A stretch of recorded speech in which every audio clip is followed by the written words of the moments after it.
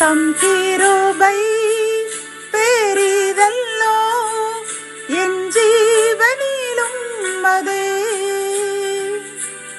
இம்மட்டும் காத்ததுவே இன்னும் தேவை கிருபை தாருமே இன்னும் தேவை கிருபை தாருமே. தேவனுக்கே மகிமை உண்டாவதாக. சேனைகளின் கர்த்தர் ஊழியத்தின் மூலம் 14/1/2026 இன்று நாம் அறியவிருக்கும் கிருபையின் வார்த்தைகள் ஏசாயா 41 10 உன்னை பலப்படுத்தி உனக்கு சகாயம் பண்ணுவேன். கத்தோலிக்க வேதாகமம் இவ்வாறு கூறுகின்றது, நான் உனக்கு வலிமை அளிப்பேன், உதவி செய்வேன் என்கின்றது.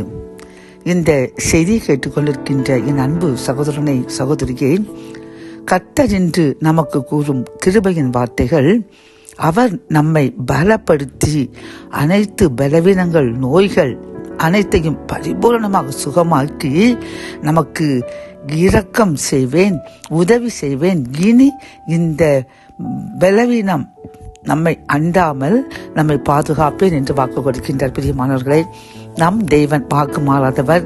ஒரு சில சோதனைகளுக்கு நம்மை உட்படுத்தி நம்மை மிகவும் பரிசுத்தவானாய் மாற்றிவிட்டார்.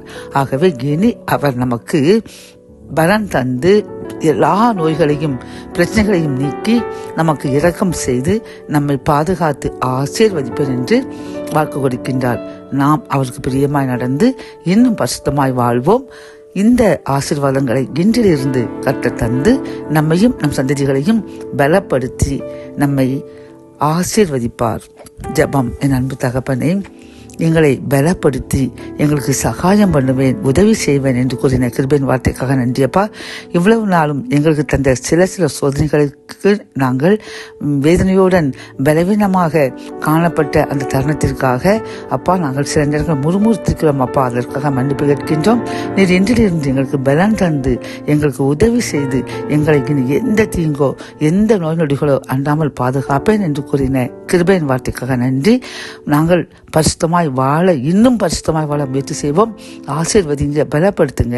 மீட்பர் இயேசுவின் மூலம் ஜெபம் கேளும் நல்ல தகப்பனே, ஆமென்.